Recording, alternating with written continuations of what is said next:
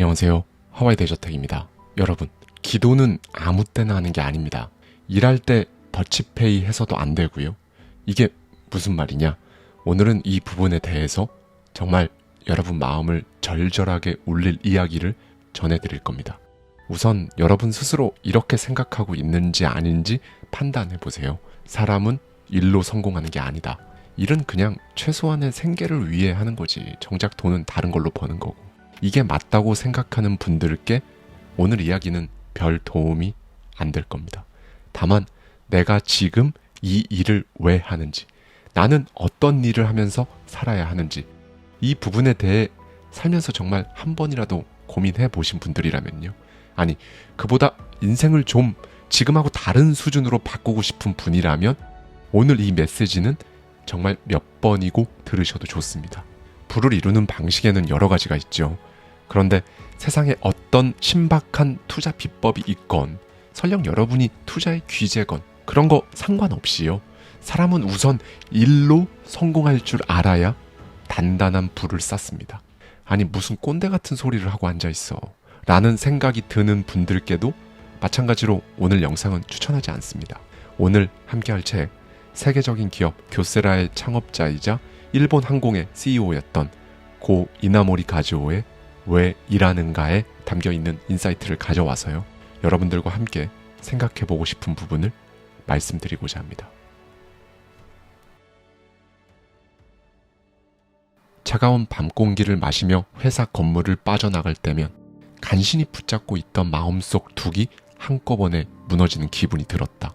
내 것이 아니고 앞으로도 내 것이 아닐 이름 없는 일들에 휩싸여 오늘도 수없이 나를 지우고 또 지웠다.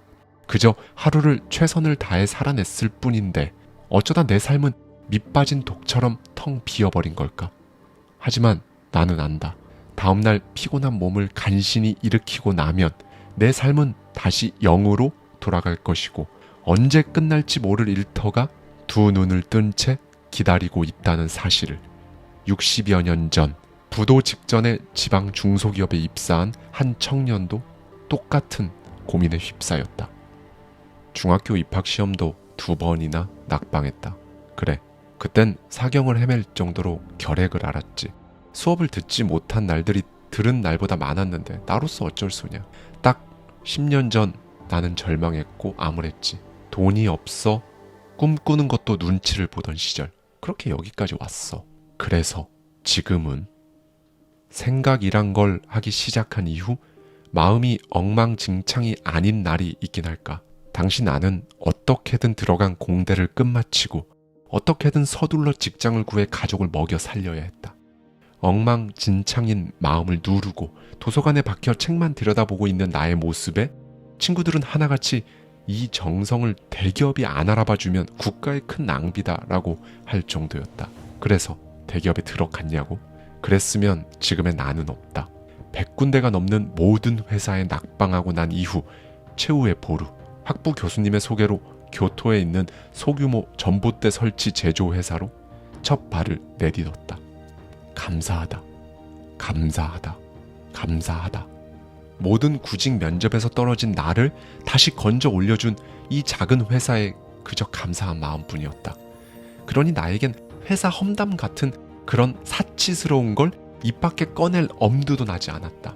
그런 나의 마음이 탁하게 물들어가기 시작한 건 첫 월급날. 사실 알고 있었다. 내일 당장 망해도 전혀 이상할 것이 없는 심각한 적자 상태의 회사란 걸. 고대하던 첫 월급에 대한 환상이 무기한 연장되는 악몽으로 바뀌자 곧바로 내 마음의 색이 변해버리는 걸 나조차도 막을 수 없었다. 오고 싶었던 회사도 아니고 그렇다고 마음 편히 다닐 회사도 아니야. 모조리 실패로 점철된 인생이 어쩐지 가여웠다. 회사 동료들은 모였다 하면 의뢰, 회사에 대한 불평, 불만을 쏟아냈고 그걸 듣고 있느라면 회사가 나한테 이만큼 버틴 걸 고마워해야 하는 거 아닌가? 라는 생각까지 들었다. 동료들이 제각기 발빠르고 영리하게 제 살 길을 찾아 회사를 떠날 채비를 하던 중 더 이상의 구직 활동이 의미가 없다고 판단한 나는 결국 군 간부 후보생을 뽑는 학교에 지원하여 덜컥 합격해버렸다. 입학 절차를 밟기 위해 호적 초본을 제출하라는 지시에 곧바로 본가에 전화를 넣어 상황을 설명했는데 회사 관두고 군으로 들어가 안정적으로 살아야겠습니다. 월급이 나오지 않아요. 호적 초본을 보내주세요. 한참을 말이 없던 부모님. 아니 그런데 본가로부터 도착해야 할 서류가 도무지 도착할 기미를 보이지 않았다. 당신은 전화가 귀한 터라 몇 번이고 전보를 넣어봤으나 깜깜무소식. 아직은 회사를 다니고 있기에 하루 이틀 만에 본가를 다녀올 수 있는 거리도 아니었다. 결국 서류 미비로 입학이 취소되고 본가로부터 받은 메시지는 충격적이었다. 어딜 교수님이 소개한 회사를 1년도 안 다니고 나오려고. 그런 생각은 하지도 마라. 놀랍게도 결과적으로 동료 중 나 혼자만 망해가는 회사에 남게 되었다. 홀로 몹쓸 곳에 남겨져 제자리 걸음하고 있다는 사실에 매 순간 마음이 무너졌다. 달리 갈 곳도 없었다. 다들 홀로 남은 나를 폐잔병으로 바라봤고 지방대학 졸업자의 인맥도 없는 내가 할 수 있는 것, 매일 무거운 발걸음으로 출근하는 것, 그 외엔 아무것도 없었다. 당시 나는 썩어가는 얼굴로 고민에 고민을 거듭하며 하루하루를 버틸 뿐이었다. 도대체 내 인생만 왜 이런가? 하루를 버티기도 힘들다.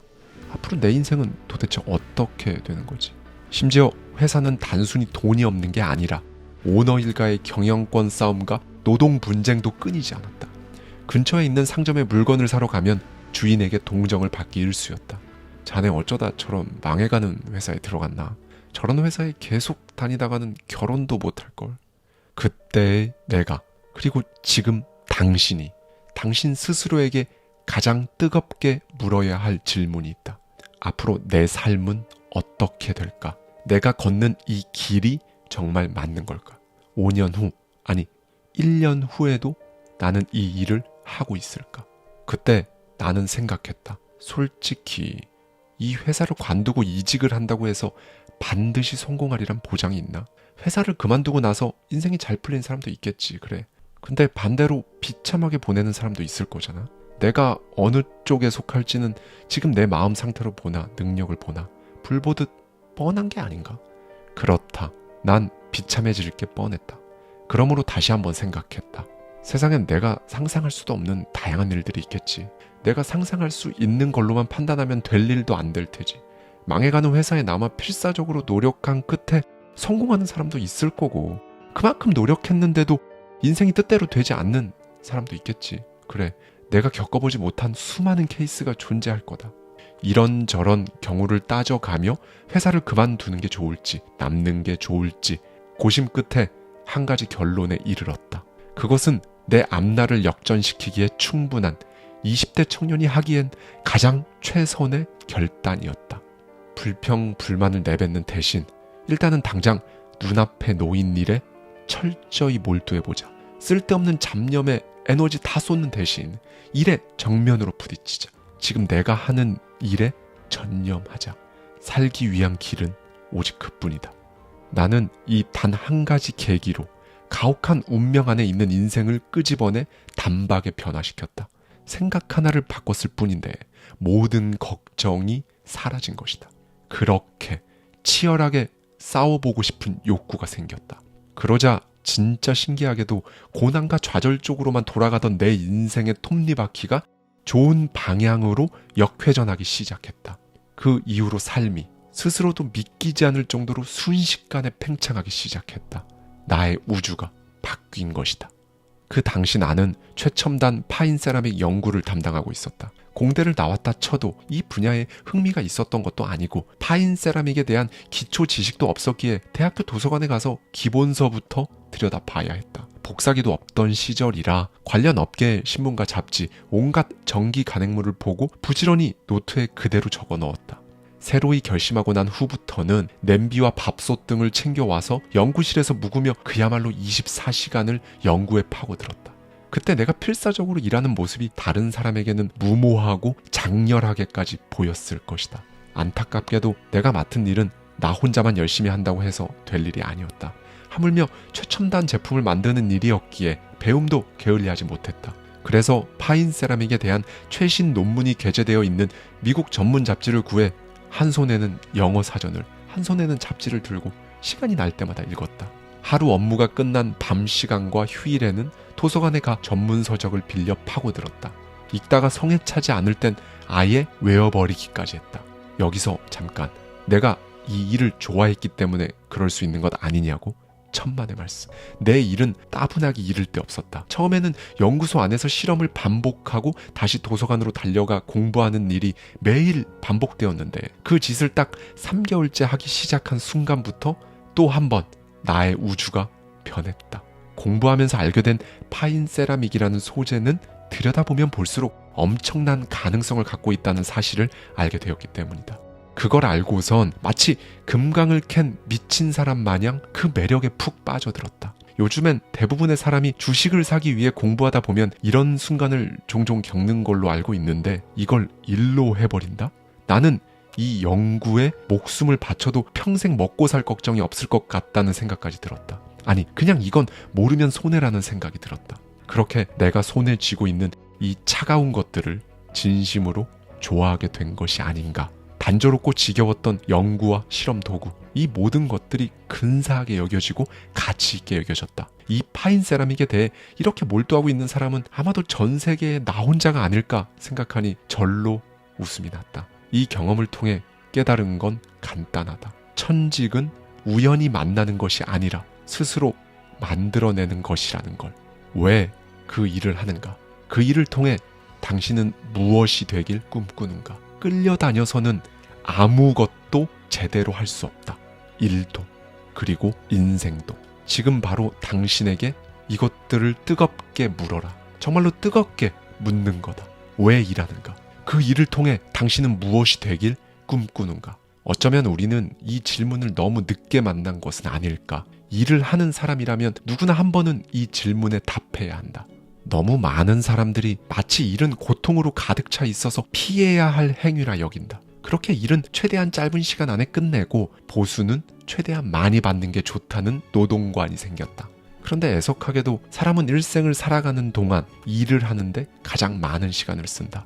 시간은 엄청 쓰는데 일에 대한 부정적 인식이 더해져. 요즘에는 일하는 의미와 그 목적을 잃은 채 하루하루 버티는 이들이 너무도 많다. 일에 대한 자신만의 가치관을 세우기도 전에 부정적인 인식에 끌려다니는 게 맞을까? 정말로 일에 미쳐 사는 게 안 좋은 삶일까? 아니, 애초에 이렇게나 많은 시간을 쓰면서 그 모든 시간을 마치 원죄를 갚는 시간처럼 취급하는 게 맞는 건지, 그게 인간의 삶이 맞는 건지 묻고 싶다.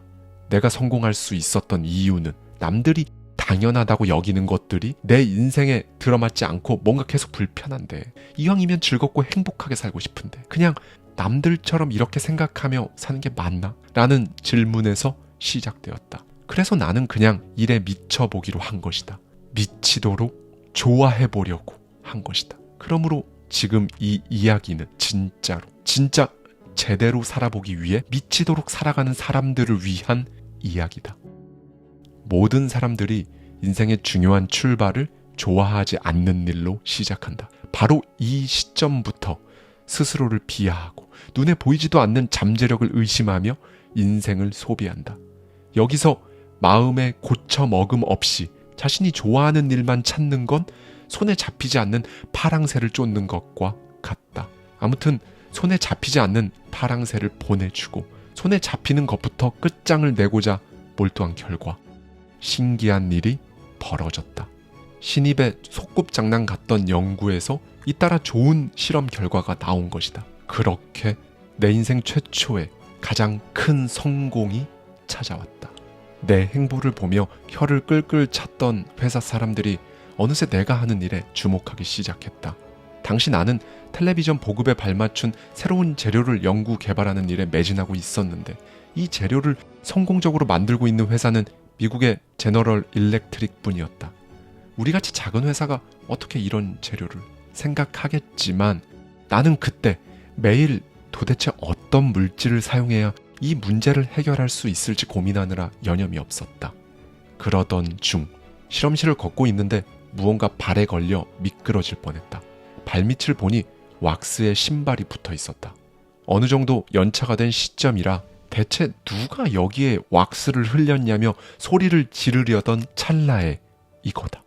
번뜩 아이디어가 떠올랐다. 바로 그 자리에서 냄비에 왁스를 넣어 열을 가해 잘 저어 섞은 뒤 틀에 넣어 성형을 해버렸다. 놀랍게도 완벽한 형태로 모양이 만들어진 게 아닌가. 숱하게 고민하던 문제가 단박에 해결되며 그 엄청난 기업 제너럴 일렉트릭과 더불어 내가 속한 회사가 유일하게 이 새로운 재료의 합성에 성공한 회사로 등극했다. 지금 돌이켜봐도 신의 계시라고밖에 생각할 수 없는 일이었다. 필사적으로 그것에 몰두하여 고민에 쌓여있던 내 모습이 가여워 하늘이 지혜를 내려주었다는 것 밖에는 그 상황을 달리 표현할 길이 없다. 당신에게 해주고 싶은 이야기는 지금부터다. 지금의 교세라를 창업한 지 10년도 지나지 않았을 때 세계적인 컴퓨터 제조회사 IBM으로부터 기존보다 성능이 월등히 높은 파인 세라믹 부품 제작을 주문받을 당시였다. 경쟁사들은 하나같이 불가능하다며 고개를 내저은 반면 그때 우리가 충분히 몰입한다면 그 일을 해낼 수 있을 거라는 확신이 들었다. 갖은 고생을 다해 개발을 거듭한 끝에 요구받은 대로 20만 개의 제품을 보냈다. 감격의 순간도 잠시 20만 개 제품 모두가 불량이라는 도장이 찍힌 채 되돌아왔고 이미 모든 걸 불태우고 전의를 상실한 직원들이 더 이상은 무리라며 백기를 들었다. 그런 차가운 분위기는 곧바로 사내를 잠식시켰고 나 역시 힘들고 맥이 빠져 있는 시점이라 그간 밤새워 고생한 직원들을 일찍 퇴근시키고 홀로 회사에 남아 컴컴한 사무실을 둘러보던 때였다. 어디선가 흐느끼는 소리가 들려왔다. 너무 속상해요. 너무 속상합니다, 사장님. 한 젊은 기술자가 꼼짝도 하지 않고 선체로 눈물을 뚝 흘리는 게 아닌가. 조심스럽게 곁으로 다가가자 그는 어깨를 떨며 소매로 눈가를 훔쳤다. 아무리 노력해도 원하는 제품이 나오지 않고 온갖 방책을 다 써봐도 소용이 없자 허탈감에 감정이 복받친 그의 모습에 도리어 나까지 마음이 쓰라렸다. 수고했으니 오늘 밤은 이만 돌아가지. 어깨를 다독이고 이만 가도 괜찮다고 위로해 보았으나 그는 귀가하지 않았다. 그런 그에게 물었다. 자네 제품을 만들며 하늘에 간절히 기도를 드려보았나? 네? 부품이 만들어지는 순간순간 잘 만들어지게 해주세요. 라고 간절하게 빌어본 적 있냐는 말일세. 이 말에 그의 눈이 동그래졌다. 잠시 말이 없던 그는 이내 눈빛을 바꿔 이렇게 대답했다. 알겠습니다, 사장님. 다시 한번 해보겠습니다. 아마도.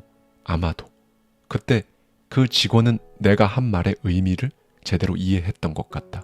사실 그때 나와 기술자의 대화를 당신이 엿들었다면 정신이 어떻게 된 게 아닐까 생각했을지도 모른다. 과학을 다루는 기술자에게 하늘에 빌어보라니. 그런데 이 빌어볼 자격은 아무에게나 주어지지 않는다. 사람이 진짜 자기가 할 수 있는 최선의 노력을 다한 뒤 이제는 진짜 하늘의 천명을 기다리는 방법밖에 없다고 자신할 만큼 모든 힘을 쏟아내 본 자만이 빌어볼 자격이 있다는 것을 당신은 알고 있는가? 그러므로 당신이 가진 모든 힘을 쏟아냈는가? 몸이 부서질 정도로 자신이 하는 일 하나하나에 영혼이 스며들게 해보았는가? 이제 남은 건 정말 하늘이 도와주는 길 뿐이라고 이 생각이 들 만큼 해보았냐는 질문이다. 그 덕분일까? 그 다음 날부터 그를 포함한 개발팀 직원들은 기술적으로 잘 풀리지 않았던 문제들을 점차 해결해 나가기 시작했다. 그렇게 다시 한번 제품을 IBM에 보내 평가를 요청했다. 20만 개의 제품을 모두 되돌려 보냈던 담당자들의 표정이 순식간에 달라진 순간이었다. 그들은 이런 제품을 만들어냈다는 사실에 놀란 기색이 역력했다. 우리 제품을 들여다본 IBM 임원은 그 자리에서 2천만 개라는 수량을 주문했고 순식간에 회사를 둘러싼 그 모든 것들이 팽창해서 상상 못할 위치로 우리를 올려놓았다. 지금 당신이 하는 모든 일을 앞에 두고 돈을 받고 내가 나를 보여줄 수 있는 기회를 얻었다고 생각을 바꿔보라. 미용사는 가위질로, 요리사는 요리로 해야 해서 하는 게 아니라 유일한 내 수단이라는 마음으로. 물질은 불에 가까이 되면 타는 가연성 물질, 불에 가까이 돼도 타지 않는 불연성 물질, 스스로도 잘 타는 자연성 물질이 있다. 사람도 마찬가지다. 가연성 인간은 주변 사람들의 영향을 받아야만 행동하고, 불연성 인간은 좀처럼 타지 않을 뿐 아니라 다른 사람의 불씨까지 꺼버린다. 반면 자연성 인간은 스스로 타올라 행동으로 옮긴다. 어떤 일이든 그 일을 끝까지 해내려면 스스로 타오르는 사람이 되어야 한다. 스스로 타오르는 사람이 되기 위해선 하고 있는 일을 좋아하는 동시에 자신이 왜 그 일을 하는지 명백한 목표를 지니고 있어야 한다. 그러나 조직 생활을 하다 보면 이건 나랑 상관없는 일이야 라며 타오를 생각도 하지 않고 타는 것 자체를 거부하는 이들도 있다. 그들은 주변 사람들이 아무리 뜨거운 열의로 활활 타올라도 함께 타지 않을 뿐더러 오히려 주변의 열기까지도 빼앗아 버린다. 이런 얼음 같은 사람을 만나면 의욕이 충만한 사람들도 곤란한 상황에 빠진다. 기업이든 스포츠든 그게 무슨 팀이든 열의가 얼어붙은 사람이 한 명이라도 있으면 그 한 사람 때문에 전체 분위기가 가라앉는다. 불연성 인간은 언제나 어렵거나 힘든 일을 귀찮아하며 아무 탈 없이 편하게 지내기만을 바란다. 그 때문에 다른 사람들이 힘들어하는 모습은 외면하고 굳이 그런데 신경 쓰려고도 하지 않는다. 솔직히 말하겠다. 불연성 직원은 회사에 없어도 된다. 혹은 불연성 직원이 80% 이상을 차지하는 회사에 남아있는 것도 추천하지 않는다. 적어도 타오르고 있는 내가 다가갔을 때 마음이 통해 함께 타오를 수 있는 가연성 직원이라도 과반은 넘어야 한다. 불연성 인간이 가득한 회사는 결코 발전할 수 없다. 교세라가 지금처럼 세계적인 기업으로 발전한 건 단 하나다. 언제나 자연성 직원이 과반 이상을 차지했기 때문이다. 그들이 나와 한데 어울려 불을 키워줬다. 불연성 직원은 스스로 나서지 못한다. 왜? 왜 그 일을 해야 하는지 목적과 이유를 알지 못하기에 일의 속도도 더디고 일이 제대로 될 리가 없다. 업무 트러블이 자주 생기는 것도 자기 일에 대한 관심과 의욕이 부족하기 때문이다. 첫 회사에서 여느 때처럼 실험 결과를 측정하고 있을 때, 그때는 회사의 기세가 조금씩 고개를 들 때라 좋은 인재들이 채우되었다. 명문고를 졸업하고 가정 형편이 어려워 부득이하게 취업 전선에 뛰어든 한 청년이 내 연구 보조로 일을 하고 있었는데, 그는 일머리가 꽤 있는 편이어서 나는 매일 실험 데이터를 측정하는 일을 맡겼다. 이 재료는 이런 특성을 낼 거야 라고 말한 뒤에 실험을 하면 들어맞을 때도 있고 아닐 때도 있었지만, 들어맞을 때마다 나는 어김없이 기뻐서 어쩔 줄 몰라 했다. 펄쩍펄쩍 뛰어다녔기에 남들이 보기에 경망스럽다고 이야기할 정도? 그런데 그 청년은 늘 그런 내 모습을 옆에서 차가운 눈으로 보고 있었다. 그 어느 날도 정말 믿을 수 없을 만큼 실험 결과가 완벽하게 들어맞아 나는 또 펄쩍 뛰고 있었다. 그가 나를 힐끗 보더니 말했다. 저는 그 정도로 기쁘지 않습니다. 이미 그럴 것이라 예측하고 실험했는데 그게 그렇게 좋아할 일인가요? 당연한 결과죠. 함께 기뻐해 드리기 어렵습니다. 그 말을 듣고 등골이 서늘해졌다. 그의 말은 충분히 이성적이었지만 삶의 어떤 것에도 기쁨을 못 찾는 이 친구에게 이야기해주고 싶은 건 따로 있었다. 자네 말이 무슨 의미인지 충분히 안다마는 소소한 일에 기쁨을 느끼고 감동을 할 줄 아는 것이야말로 세상에서 가장 멋진 일이지. 단조롭고 반복적인 우리의 연구를 지치지 않고 계속해 나가려면 좋은 결과가 나왔을 때는 있는 그대로 기뻐할 줄 알아야 해. 특히 연구비도 적고 아무도 알아주지도 않는 일을 하는 회사에서 아무도 알아주지 않는 일을 할 때는 내가 만들어낸 기쁨과 감동이 새로운 에너지를 주는 법이니까. 자네가 아무리 나한테 그런 말을 해도 나는 계속 작은 성공을 기뻐하면서 내 일에 매진해야 할 것 같은데. 아쉽게도 내 말은 그에게 가닿지 않았다. 결국 청년은 2년 후 조용히 회사를 그만두었고, 나는 그런 그가 부디 무언가 가려진 감동하는 마음을 찾아오길 바라는 마음뿐이었다. 알아서 감동할 줄 아는 사람이 결국 자연적으로 타오르는 사람이다. 그는 스스로 일을 찾아 나선다. 그를 보는 사람들이 덩달아 신이 날 정도다. 맡은 일을 누구보다 좋아하고 이루고자 하는 책임감도 대단하다. 설령 일이 뜻대로 되지 않더라도 결코 불평불만하지 않는다. 사실 불평불만을 할 틈이 없다. 감동을 받을 다른 방안을 모색해야 하기 때문에 그럴 시간이 있으랴. 이런 자연성 직원에 힘입어 가연성 직원들도 함께 타오른다. 여기서 차분히 생각해보라. 당신은 스스로 타오를 줄 아는 사람인가? 아니면 불이 닿아도 차갑게 식혀버리는 사람인가? 감동하는 마음을 가지고 임한다면 당신은 그 중심이 되어 마치 상승 기류가 치고 올라가듯 주변 사람을 이끌고 몸담은 곳을 역동적으로 만들 수 있다. 그런 힘은 누구나 가지고 있다. 적극적으로 임하고 주변 사람들에게도 동기를 부여하는 사람, 소용돌이의 중심에서 일하는 사람은 그 어디에 있건 성공할 거라고 장담한다. 지시받은 것만 하면서 일하면 안 된다. 스스로 타오르지 않고 끌려만 다녀서는 아무 일도 제대로 해낼 수가 없다. 설령 일을 마무리했다고 해도 만족감을 느끼지 못할 것이다. 남에게 지시를 받고 일하기보다는 그 일의 중심으로 들어가 리더가 되겠다는 생각으로 일을 끌고 나가보라. 스스로 소용돌이를 만들어 간다는 마음으로 일하라. 스스로 활활 태울 수 있는 사람만이 놀라운 성과를 거둔다. 그럴 자격이 생기는 것이다. 성공은 여기서부터 시작된다. 당신이 만약 어느 회사에 신입으로 들어가서 도무지 소용돌이를 일으킬 수 없는 상황이라고 치자.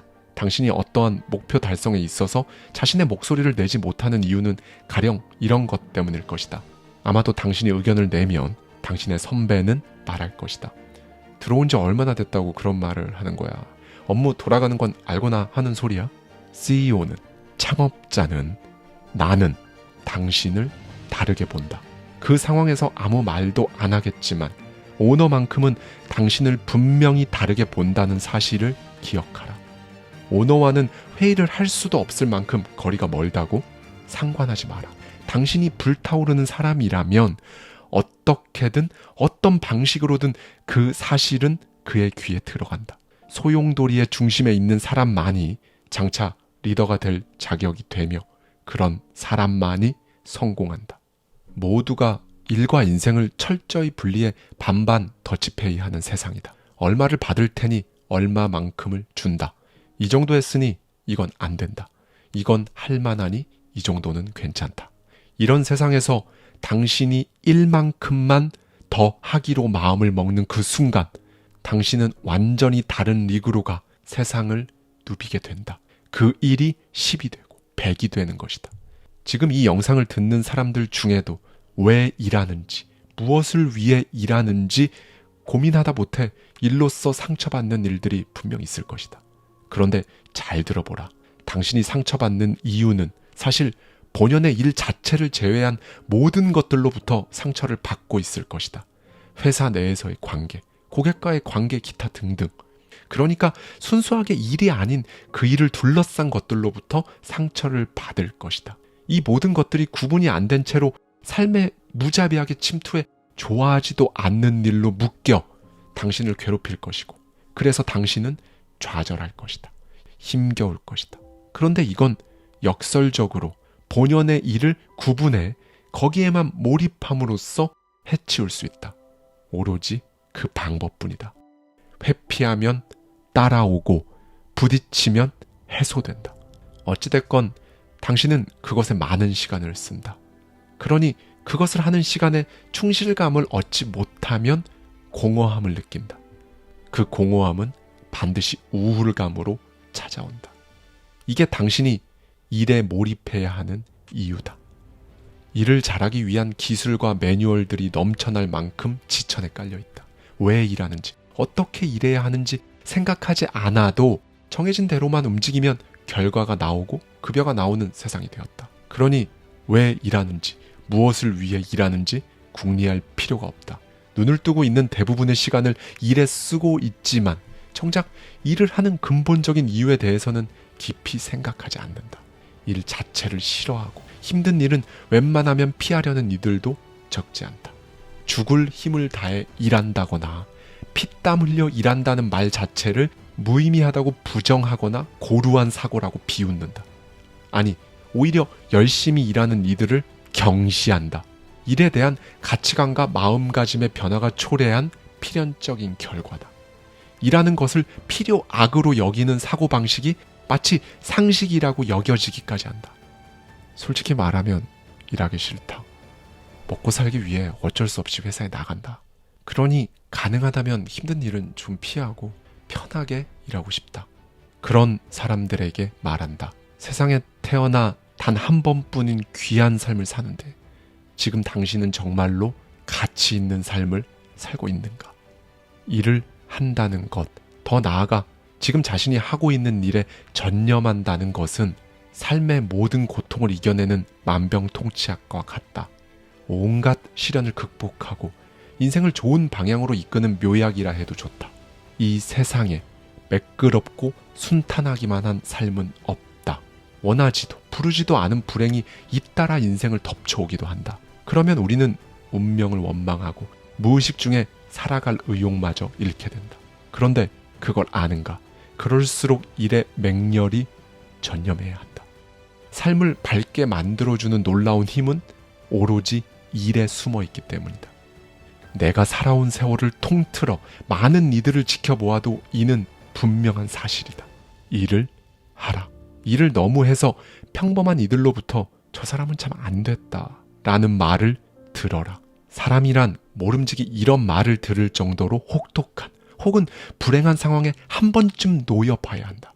겨울이 추울수록 그 겨울을 견뎌낸 나무가 꽃을 피우는 법이니 지독한 고민과 고통을 겪어본 사람만이 크게 성장하고 진정한 행복을 붙잡는다. 그러니 좌절은 언제나 내 인생의 전환점이었고 최대의 행운이었다. 월급조차 제대로 안 나왔던 중소기업은 가혹한 운명이 아니라 내게 주어진 최고의 선물이었다. 물론 평탄한 인생이 나쁘다는 건 아니다. 좋다. 하지만 역경이 있는 인생이 그보다 더 좋다. 왜? 공짜로 주어지는 행복이 없다는 걸 알기 때문이다. 본래 인간이란 그냥 내버려 두면 아니란 현실에 안주하고 되도록 고생은 피해가고 싶도록 설계되었다. 그러나 이쯤에서 우리는 그 긴 시간을 쏟아 넣는 일을 안일하게만 바라보는 태도가 인생에 어떤 영향을 미치는지 한 번쯤은 진지하게 생각해 봐야 한다.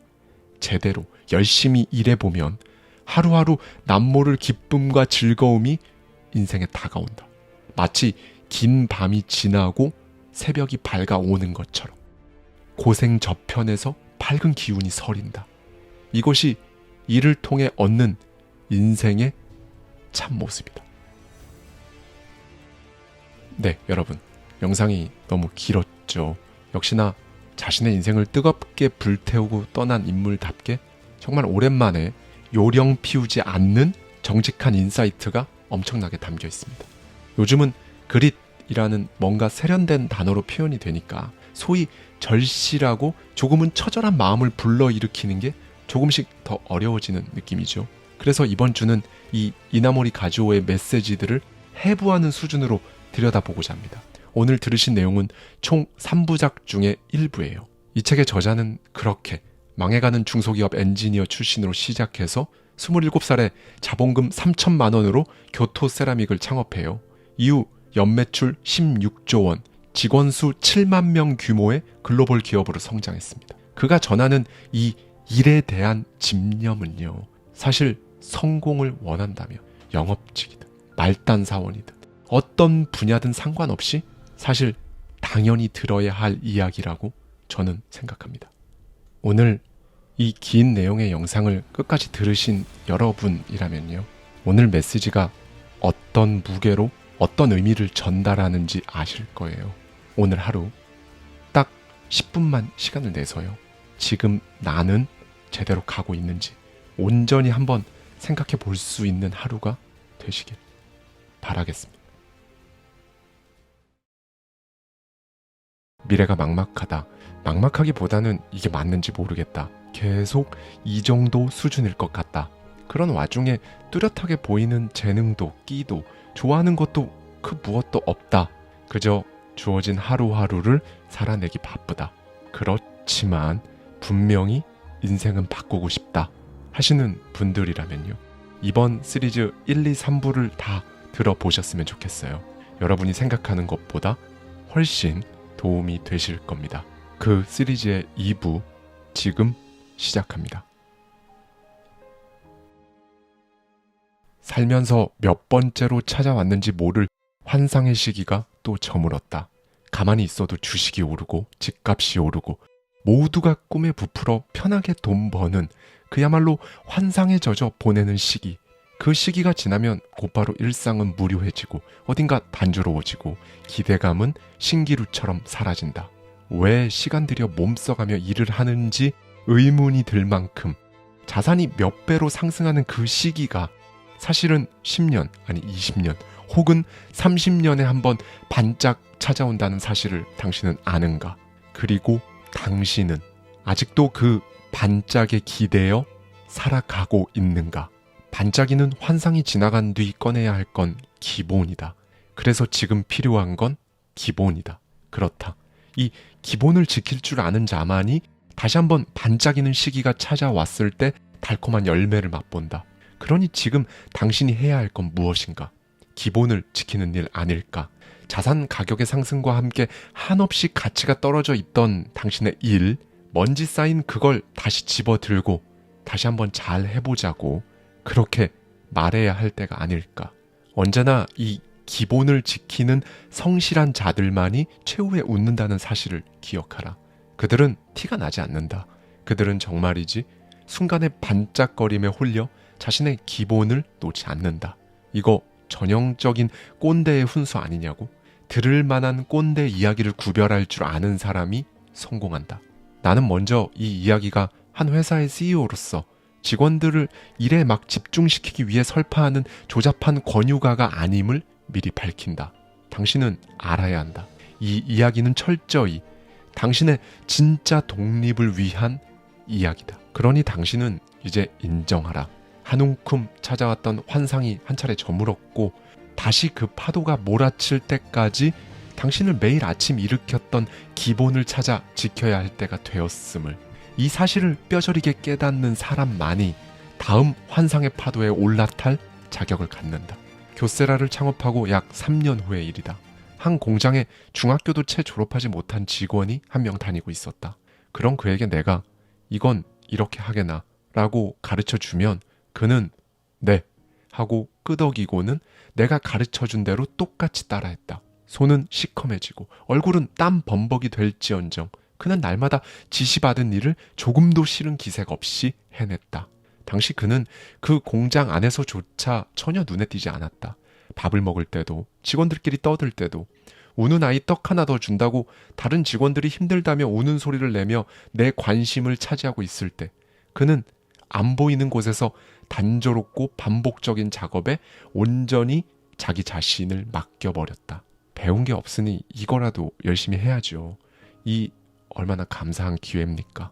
그의 표정에는 일에 대한 애정이 가득했고 그런 그를 볼 때면 아득한 나의 옛날이 떠올랐다.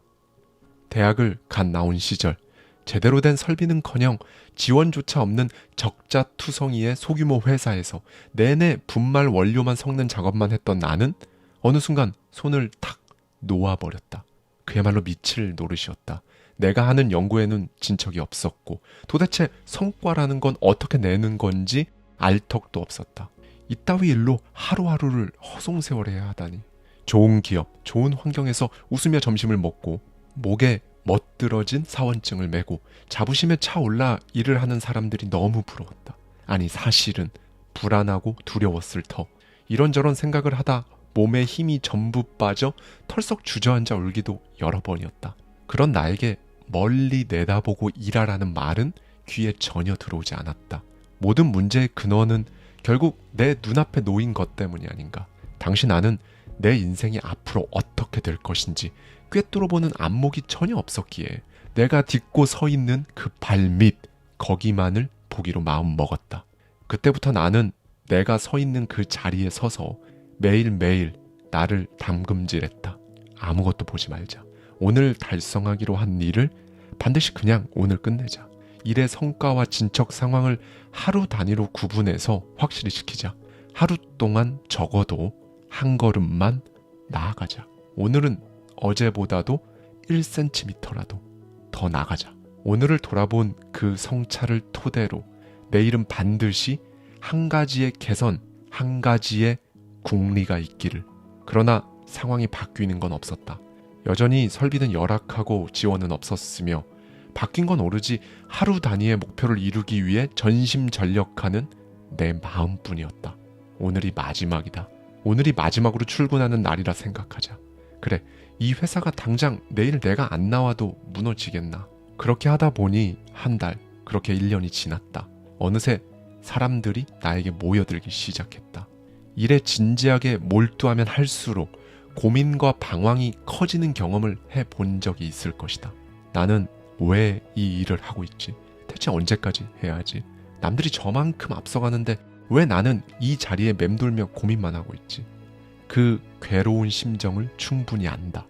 도저히 앞이 보이지 않았던 그때 살아가는 단위를 하루로 정하고 온 힘을 다해 살아보는 게 정말 큰 도움이 된다. 하루 단위를 한 걸음씩 나아가는 발걸음이 일과 삶을 걷는데 가장 적합한 보폭인 것이다. 그때 나는 10년 앞을 내다보지 않았다. 엉망진창인 내 하루를 그저 오늘 하루, 이번 달, 올해 1년, 오로지 이 기간을 충실히, 이 순간순간을 충실히 살면서 작은 산등성이를 넘어간다. 그런데 이 방법이야말로 오히려 더 높고 큰 목표에 다다르기 위한 가장 빠르고 확실한 길이란 것을 아는가? 내 눈앞에 있는 우리 직원은 본능적으로 이 과정을 따르는 듯 보였다. 그로부터 20년이 지났을까? 내 눈앞에 나타난 그의 모습에 여지없이 놀라고 말았다. 그래, 자네가 사업부장으로 승진했다고? 활짝 웃는 그의 표정에서 교세라를 이끌어가는 핵심 전략가의 면모가 뿜어져 나왔다. 어디 놀랄 만한 게 그의 직함뿐이던가. 나도 모르게 정말 훌륭하네 라는 말이 튀어나올 정도로 그의 인격과 식견은 그 어느 경쟁사 리더와 견주어도 부러울 것이 없었다. 어떻게 그 시절 조금도 눈에 띄지 않는 그 존재가 내 앞에 이런 모습으로 나타난단 말인가.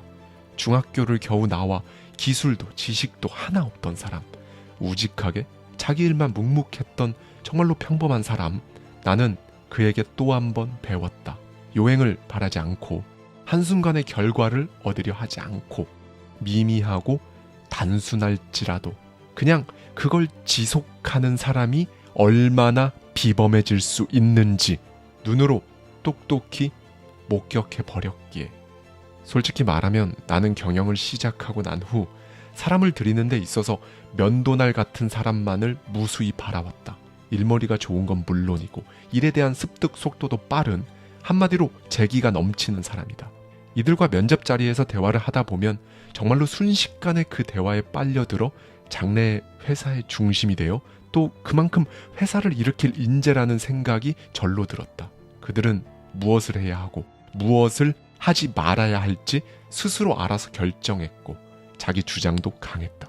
그러나 나의 바람과 달리 일에 대한 감각이 한참 부족한 사람이 태반이었다. 면도날 같은 사람이 10명 중 1명이라면 똑똑하지도 않은 데다가 눈치까지 없어서 상사로서 숨이 막힐 지경인 사람이 5-6명이었다. 허나 이들 중 면도날 같은 날카로운 면모는 없어도 유능함을 성실함으로 대체한 이들이 또 둘셋 되었다. 그런데 결과적으로 회사는 이 둘셋에 의해 굴러간다. 자, 그 과정이 실제로 어떻게 되는지 알려주겠다. 경영자가 기대를 거는 인재, 함께하고 싶은 사람은 당연히 면도날 같은 사람이다. 어쩔 수 없이 회사를 누군가 그만둬야 한다면 이 면도날 같은 사람만 남기고 내보내고 싶을 정도다. 그런데 기업에 몸담고 있으면 정반대의 경우를 소름 끼치게 경험하게 된다.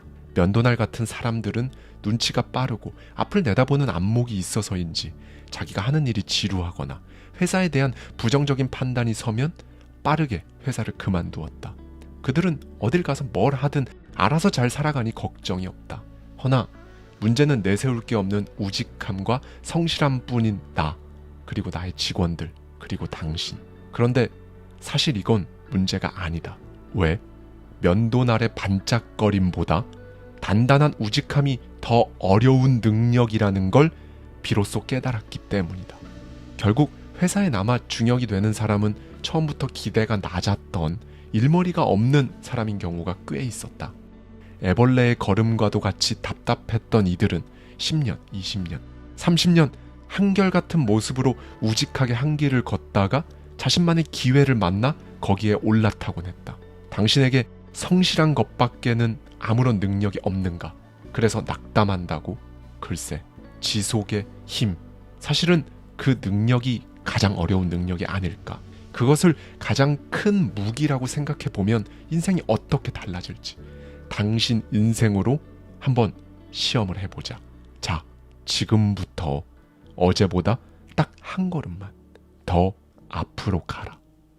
내가 첫 직장 생활로부터 상상만 하던 목표를 이룰 수 있다고 확신하게 되는 순간까지 정확히 10년은 더 걸린 것 같다. 교세라는 창업 초기부터 다른 회사가 하지 못하겠다고 포기한 일을 나서서 수주했다.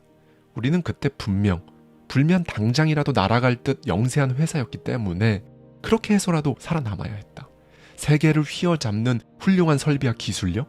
그런 건 꿈에서나 볼 수 있으면 좋을 법한 것들이었다. 안타깝게도 꿈에서조차 나와주지 않았던 그것들은 역설적이게도 다른 회사가 안 하는 일을 함으로써 좀 더 빠르게 내 눈앞에 나타나 주었다. 그 이야기를 좀 해보자. 남들이 안 하는 거 합니다. 이걸 내세운 우리의 첫 고객은 세계적인 기업 마쓰시타 전기산업이었다. 그런데 사실 그들과 거래한다는 건 영광인 동시에 악몽이었다. 왜? 그들이 요구하는 가격과 품질, 납기일 등 모든 면에서 요구하는 기준이 너무 까다로웠다. 매 순간 벽에 부딪히는 기분이 들 정도. 마쓰시타 그룹은 협력사들에게 가혹했고 제품에 조금이라도 하자가 있거나 납기일을 하루라도 지키지 못하면 그것으로 거래를 종료시키기로 악명이 높았다. 특히 가격 면에서도 가혹했는데 해마다 가격 인하를 요구했기에 우리 같은 영세 기업은 그 가격으로 주문을 받아 제품을 납품하기가 여간 어려운 일이 아니었다. 그러다 보니 감사한 마음이 남아있으랴 점점 사라져갔다. 마쓰시타 협력사 모임에 참가했을 때 여기저기서 불평의 목소리가 쏟아져 나왔다. 하청업체에 대한 갑질이나 다름없습니다. 품질과 납기일도 맞추기 어려운데 가격까지 낮추라니 이런 횡포가 어디 있습니까? 나 역시 빡빡한 그들의 요구에 구매 담당자와 언쟁을 벌인 적이 있기에 불평을 쏟아내는 다른 회사들의 입장을 100번이고 이해했다. 그렇게 마쓰시타 그룹과 거래를 끊는 회사들이 속속 생겨났고 그런 상황이 원망스럽기까지 했다. 그런데 당신은 세상의 논리를 아는가? 법적인 시시비비를 가릴 정도는 아니지만 당사자들에겐 정말 가혹하고 서러운 이런저런 일들이 일어날 땐 세상이 잠깐 그것을 공론화해서 내 편 들어주는 것 같지만 사실 그것들은 아무 의미가 없다. 정확히는 그런 위로가 하등 의미가 없다는 뜻이다. 그런 위로의 해결은 없으며 세상은 오로지 해결을 하는 것과 안 하는 것으로 나뉘어 해결을 하는 자에게 그 공이 돌아갈 뿐이다. 당신 나는 괴롭고 힘든 마음을 스스로 달래고 독려하려고 내 나름대로 부단히 애를 썼다. 부모님과 형제들을 생각하며 노래를 읊조렸다. 서글픈 노래를 부를 때면 온갖 서러움이 복받쳐 올랐다. 당장이라도 모두 내려놓고 고향으로 달려가고 싶은 마음도 굴뚝 같았다. 그때마다 나는 나를 다독였다. 왜 이렇게 약해? 넌 충분히 잘하고 있어. 인생에서 고난이 끊임없이 몰아치지는 않는다는 걸 알잖아. 당시 나는 혹시 모를 마쓰시타와의 계약 불발에 대비하기 위해 발이 닳도록 다른 대기업을 찾아가 말했다. 저희 회사는 다양한 종류의 파인 세라믹 절연 부품을 만드는 기술을 보유하고 있습니다. 이런 내 말을 듣는 기업들의 입장은 어땠을까?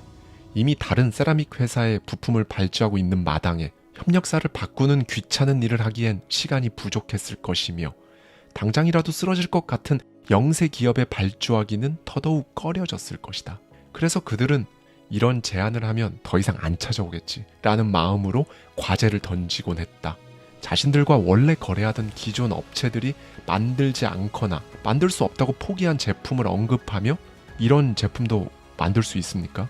묻는 게 일상다반사였던 시절.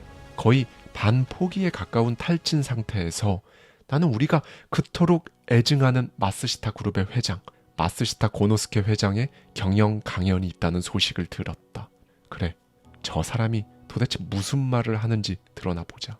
지친 몸을 이끌고 경영의 경자도 모르는 초짜가 강연장 구석에 한 자리를 채워 앉았다. 회장은 댐 경영을 강조하고 있는 듯했다. 경기가 호황일 때라고 해서 방만하게 경영을 해선 안 됩니다. 좋지 않을 때를 대비하세요. 여유가 있을 때 미리 힘을 비축해 두셔야 합니다. 물을 막아두는 댐처럼 말이죠. 큰 비가 쏟아져 그대로 강에 흘러들어가지 않도록 댐을 지어놓고 필요할 때 방수하면 홍수를 막을 겁니다. 또 강물이 메마르는 일도 없어 물을 효과적으로 사용하겠죠. 댐을 경영에 적극 응용하는 겁니다. 참 듣기 좋은 말만 한다.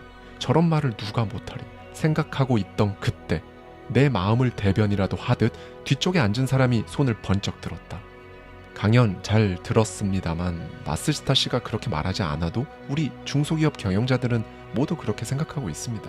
그게 생각처럼 안 되니까 골치가 아픈 거죠. 어떻게 해야 훗날을 대비해 여유 있는 경영을 할 수 있는지 그 구체적인 방법을 좀 가르쳐 주시겠어요? 질문인지 항의인지 모를 발언이었다. 그야말로 뜬구름 잡는 소리 하지 말고 당장 써먹을 방법이나 알려달라는 의미였다. 마스시타 회장은 순간 당혹스러운 표정을 지으며 생각에 잠겼다. 그러고는 혼잣말로 그렇게 하려고 마음 먹으면 되지 라고 중얼거리더니 이내 수초 동안 아무 말이 없었다. 청중들 사이에선 실소가 터져 나오고 강연장은 순식간에 웅성거리는 소리로 가득했다. 아니, 세계적인 기업의 회장이라는 사람이 어떻게 저렇게 무책임한 말을, 그렇게도 무책임한, 잠깐만, 그렇게 하려고 마음 먹으면 되지. 그렇게 하려고 마음을 먹으면, 그렇게 하려고 마음을 먹으면. 한 번 더 되뇌이는 순간 온몸에 전기가 흐르는 것 같은 충격을 받았다. 마치 나 혼자 물에 빠진 것 마냥 사람들의 웅성거림이 아득히 멀어지며 그렇게 하려고 마음 먹으면 되지 한마디가, 그 한마디에 담긴 의미와 감정이 고스란히 느껴졌다. 이후로 회장은 급하게 수습하는 듯한 이야기를 하였으나 나에게 그런 듣기 좋으라고 하는 말이 들어올리 만무했다. 그렇다. 그는 구체적인 설명이 어려웠을 것이다. 왜? 방법은 너무 많으니까. 아니, 회사마다 맞는 방법이 다 다를 테니까. 심지어 그 방법에는 아직 세상에 태어나지도 않은 방법, 직접 만들어야 하는 방법, 상상도 못 해본 방법까지 다 들어가 있을 테니까. 그런 상황을 다 아는 그가 그저 할 수 있는 말은 반드시 그렇게 하겠다고 진심으로, 진지하게 마음을 먹는 것, 간절한 마음, 다짐. 그것이 경영의 시작이라고, 정말로 세상에 그 모든 기적이 일어나는 시작이고 방법이라고 이야기하고 싶었을 것이다. 시골 변두리, 28명의 직원이 모여있는 영세한 우리 회사로 돌아가는 길. 강연을 듣기 전 동네 1등 회사가 되기도 어렵겠다며 어둡고 우울한 마음을 한껏 품고 있었던 내게 오늘은 정말로 이상한 날이었다. 동네 1등 회사 A기계 공구를 한번 보고 가자는 마음이 굴뚝 같았다. 우리 28명 직원들은 밤낮 없이 애를 쓰는데 A기계 공구 정도의 회사라면 그렇게 애쓸 필요도 없겠지 생각하며 발이 닿은 순간 그 시간까지 환하게 불이 켜진 동네 1등 회사를 보았다. 우리보다 훨씬 앞서가는 회사인데도 이렇게 일을 하다니. 오늘 강연을 듣기 전 이 장면을 봤다면 나는 반드시 무너졌을 것이다. 이렇게 해서는 동네 1등도 쉽지 않겠다며 그들이 달리는 속도에 못 미치는 나를 탓하며 무너졌을 것이 분명했다. 그런데 이제는 달랐다. 그래, 저렇게 해보자. 저렇게 해보려고 마음을 먹자. 지금 고객사의 요구에 대응하지 못하면 회사도 나도 2류, 3류에 머물고 말 것이다. 1류가 되기 위해서는 해내야 한다. 다음날 또다시 기업들을 찾아다니며 우리는 이런 일을 할 수 있습니다 라고 떠들었다. 그러던 중 한 담당자가 브라운관에 들어갈 B 부품을 만들 수 있냐고 제안했다. 당시 이 업계엔 브라운관에 A라는 재료를 만드는 기술밖에 없어 B를 만드는 일은 기존 우리보다 훨씬 큰 업체들도 두 손 두 발을 들고 거절한 일이기에 사실 그냥 말이 안 되는 제안이었다. 정확히 말하자면 그걸 만들기 위해선 설비도 새로, 기술자도 새로, 연구 기간이며 비용도 완전히 새로 뽑아야 한다는 걸 의미했다. 끝끝내 개발에 성공하더라도 시간이 얼마나 걸릴지는 가늠조차 할 수 없었다. 그럼에도 살기 위해서는 반드시 해야 했다. 방법이 없었다. 그 자리에서 내가 그 제품은 저희 회사에서도 만들기 어렵습니다 라고 답하는 건 그 길로 그들과의 관계는 끝이라는 걸 의미했다. 당시 나는 수많은 고전들 속에서 하는 말을 떠올렸다. 나설 때, 나서지 말아야 할 때를 구분하라. 무모하게 덤비는 것은 다치는 길이다. 승산이 보일 때만 뛰어들어라. 이 모든 오래된 조언을 모두 떠올리고 생각에 생각을 거듭한 끝에 나온 나의 결론은 그 누구도 예상할 수 없었으리라. 네, 교세라는 할 수 있습니다. 말이 안 된다고? 무모하게 덤비는 것을 하지 말라는데 왜 나서냐고? 승산이 안 보이는 싸움이라고? 자, 다시 생각해보자. 아니, 생각을 다른 방향으로 바꿔보자. 이걸 포기하고 돌아가는 발걸음이 무모한 축에 속하는 건 아닐까? 승산이 보일 때만 뛰어들라는 말에서 승산은 뛰어들어 봐야 알 수 있는 건데 그냥 돌아서서 승산이 보이는지 안 보이는지도 확인을 안 하면 승산이란 건 도대체 어디서 찾을 수 있단 말인가? 나설 때와 나서지 말아야 할 때를 구분하라는 말에서 지금이 나설 때라고 생각할 순 없을까? 당신이 지금 내가 한 말을 이해하길 바란다. 우리는 늘상 안 되는 쪽으로만 생각을 하고 있다는 뜻이다. 직원들의 눈에는 한없이 무모한 의뢰를 잇따라 받아오자 그들은 당연히 당황했고 이의를 제기했다. 아니 사장님, 안 그래도 마스시타 발주권도 미칠 지경인데 설비도 없는데 이걸 어떻게 합니까? 일리 있다. 하지만 이걸 하지 않는 게 더 무모하다는 걸 그들에게 이해시켜야 했다. 이걸 하지 않으면 우리는 할 일이 없고 일은 계속 줄어들 것이며 그 끝은 안 봐도 뻔했다. 그렇게 당신은 할 수 있다고 하고자 하는 마음만 있으면 된다고 가까스로 직원들을 설득을 시켰다. 설비는 빌리면 돼요. 중고품을 사와도 좋습니다. 기술적으로 불가능하다고 생각하는 건 지금 이 시점에 해당하는 이야기예요. 할 수 있다고 믿고 일단 일을 시작하면 앞으로 반드시 할 수 있게 됩니다. 온 힘과 열정을 쏟아주세요. 내가 하는 말을 믿어요. 한편 마스시타와 협력 업체들이 거의 다 나가 떨어졌을 때쯤 나는 또 한 번 생각의 전환을 맞았다. 그래, 내가 뛰어다니며 영업하는 모든 기업들에서 무차별적으로 날아오는 그 무리한 요구들도 받아들이며 이렇게 점점 구색을 갖춰가고 있는데 마스시타의 요구가 뭐 그것보다 얼마나 더 어렵다고. 어라, 생각보다 어렵지 않았다. 아예 업계에 없는 기술을 창조하려고 시도하는 우리에게 어느 순간 마스시타의 요구가 큰 골칫거리가 아니게 된 것이다.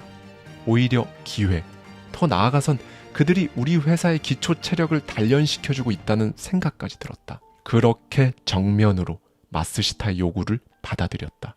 남들이 모두 손을 털고 거래를 끊는 와중에 꿋꿋이 높은 기준을 지켜냈고 원하는 가격에 맞추기 위해 기술적으로 어떻게 하면 이 가격에 이익을 낼 수 있을지 필사적으로 고심했다. 마침내 마스시타 그룹의 최우수 거래 업체에 선정된 교세라. 너무 안타까운 일이지만 그때 납품을 포기한 대부분의 회사는 영세한 채로 있거나 도산당하거나 스스로 끝을 맞았다. 답안지를 펼쳐놓고 보니 결국 전 세계에 통용되는 기술을 갖출 수 있었던 건 바로 그 혹독한 마스시타의 훈련 덕이었다. 감사한 그 마음이 몇 배로 돌아왔다. 어느 날 우리가 마스시타와 하는 거래를 눈여겨보던 미국 캘리포니아 지역의 한 반도체 기업에서 주문을 해왔다. 납품 수량은 일본 안에서만 납품하던 총량을 크게 뛰어넘었다. 정말 말도 안 되는 일 아닌가? 이를 기점으로 사세가 갑자기 훨씬 큰 규모로 확장되었다. 그렇게 시골 변두리에서 28명의 직원으로 시작한 교토세라믹 주식회사는 현재 7만 명, 매출액 16조 원의 회사가 되었다. 꼭 이루겠다고 간절한 마음을 가져본 적 있는가? 나는 사람들에게 현실적인 중장기 목표는 세우지 말라고 말한다. 당신이 가야 할 곳은 언제나 더 높아야 한다. 가야 할 곳을 머리에 세울 땐 언제나 지금 능력, 그 이상의 것을 세워라. 지금 당신이 도저히 해낼 수 없을 것 같은 그 어려운 지점을 어느 시점에서는 반드시 찍고 말겠다고 구체적으로 정하는 것이다. 그런 다음 현재 당신이 가진 능력을 그 지점에 도달할 수 있을 때까지 끌어올리는 방법을 매일, 정말로 매일 생각해야 한다. 요행은 없다. 오로지 이것뿐이다. 진짜로 성공하고 싶다면 정말로 이것뿐이다. 현재 자신의 능력을 기준으로 할 수 있는 것과 할 수 없는 것을 구분하는데, 이걸 구분하는 이유는 완전히 새로운 일에 도전하기 위함이다. 할 수 있는 것은 하지 마라. 대신 할 수 없어 보이는 불가능한 일, 그렇지만 해내야 하는 그 일을 찾아서 반드시 해내야겠다는 강력한 의지로 그냥 해내라. 절대로 쉽게 나는 할 수 없어, 그건 내 능력 밖의 일이야, 말을 하면 안 된다. 지금 당신이 하고 있는 일은 불과 몇 년 전에는 정말로 내가 이걸 할 수 있을까? 하며 의구심을 품었던 바로 그 일이 아닌가. 하지만 지금 당신은 그 일을 척척 해내고 있지 않은가. 인간의 능력에는 한계가 없다. 미리 가늠할 절대치도 없다. 능력은 어디까지나 미래 진행형으로 인식해야 한다. 도달해야 하는 미래의 지점부터 역산해서 현재 자신이 가지고 있는 능력을 고려해 이를 어떻게 최대치로 끌어올릴 수 있을지 생각해야 한다. 미치도록 생각해야 한다. 그 미래의 한 지점, 그 지점을 언제나 본인 능력의 120%, 130%로 정하길 바란다. 그러니 하지 않을 뿐 못할 일은 없다. 다시 한번 말하지만 하지 않을 뿐 못할 일은 없다. 그 지점을 향해 아낌없이 쏟아부어라. 당신의 말, 모든 행동, 일거수일투족을 쏟아부어라. 그 지점이 잠재의식에 닿는 순간, 그 시절 마스시타 씨의 말대로 그렇게 하려고 마음을 먹는 순간 기회가 찾아온다. 내가 하는 말을 믿어라. 마음으로 간절히 바라면 그 일은 반드시 이루어진다. 할 수 있고 이미 했다라며 간절히 생각하면 그 생각은 반드시 그 사람의 행동으로 나타나고 그 행동은 다시 그 생각을 간절하게 만든다. 다만 그 간절함은 분명해야 한다. 막연히 이렇게 되고 싶다는 힘이 없다. 반드시 된다. 당연히 되었다. 이런 표현에 부끄러움을 느끼지 말아야 하는 것이다. 먹고 자는 일조차 잊을 만큼 간절히 바라고 하루 종일 오직 그 일만 생각하면 그것은 차츰 그 사람의 잠재의식까지 침투한다. 평소에는 겉으로 드러나지 않을지언정 생각지도 못한 순간 불현듯 나타나 상상할 수 없는 힘을 발휘할 것이다. 기술이나 설비, 인력도 없던 시절, 신규 사업에 대한 문제로 며칠을 고민하다 보면 불현듯 생각지도 못한 인물을 만나는 일이 생겼다. 몇 마디 대화를 나눠보니 그 사람은 우리가 진출할 분야에 뛰어난 전문가라는 사실이 밝혀졌고, 우리가 추진하려는 사업, 우리가 골몰하는 기술적 문제에 큰 관심을 보였다.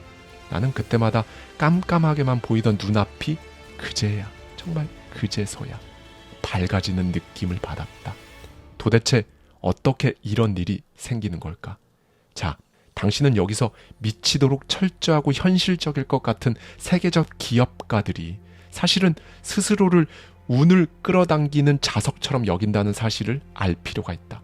망상병 환자 같지만 글쎄, 나는 잠재의식이 가진 놀라운 힘을 믿는다. 마치 운전처럼 그 길로 가는 게 익숙해지면 질수록 의식하지 않고도 몸이 자동적으로 기회를 향해 움직이고 있다. 이렇게밖에 달리 설명할 길이 없다. 문제에 파고들 때마다 순간적으로 떠오른 아이디어가 문제의 핵심을 파고들어 지금 가장 고민하고 있는 문제를 단박에 해결해주는 일을 달리 표현할 길이 없다. 우연처럼 느껴지는가? 우연이라기보단 잠재의식이 작동한 결과라 생각한다. 내가 그 일에 몰두하고 있기 때문에 24시간 그 생각만 할 정도로 간절히 원했기 때문에 필연적으로 그런 결과를 끌어당긴 것이다. 놀랍게도 세계적인 기업가들은 이 말에 100%, 1000% 공감한다. 그러니 포기하고 싶은 순간이 새로운 출발점이다. 올라가는 길이 가파를수록 정상도 가깝다. 최고가 되었냐고? 최고가 되겠다는 마음으로 했냐고? 아니, 최고는 다른 것과 비교해 그 중에서 가장 좋다는 의미이므로 상대적인 말이고 나의 철학과는 맞지 않다. 나는 최고가 아니라 끝장을 추구했다. 이것은 절대적이고 비교하는 것과는 완전히 다르다. 훗날 내가 마스시타 회장을 만난 그 강연장, 강단에 서서 교세라의 창업자로서 연설을 할 때 한 대기업 수석 연구위원이 물어왔다. 교세라의 연구개발 성공률은 어느 정도입니까? 내 대답은 간단했다. 한번 착수한 연구개발은 100% 성공시킵니다. 웅성웅성 소리가 나는 것도 잠시, 나는 곧바로 덧붙였다. 개발이 성공할 때까지 연구를 계속하기 때문에 실패로 끝나는 일이 없는 것이지요. 그러자 강연장에 실수가 터져 나왔다. 하지만 내 말은 진실이었고 또 진심이었다. 순간 나는 아차 싶어서 강연장을 둘러보았다. 혹시 그때 그 시절의 나처럼 지금의 내 말을 듣고 진심으로 전율을 느낀 그 한 명이 있을까? 그 한 명을 위해 다음 말을 이어가야 했기 때문이다. 그리고 나는 이내 웃으며 다음 말을 이어갔다. 당신이라면 이 말을 이해하겠군요. 더 이상 할 수 없다고 생각될 때가 딱 그 일의 시작이라고 생각하세요. 그 생각을 단단히 뿌리 내리세요. 앞날이 안 보여. 더 이상 안 돼. 이젠 지쳤어. 그렇게 포기하고 싶을 때가 오더라도 그걸 마지막이라고 생각하지 마세요. 지나간 일은 부디 원인을 생각해 보되 지나간 일로 잊으십시오. 고민하고 자책한들 이미 벌어진 일은 어쩔 수 없습니다. 당신이 오늘 하루 딛고선 그 자리가 선물이라고. 오늘의 내 몫은 무슨 일이 있어도 해낸다고. 그것이 나를 분명 일으키고 있다고.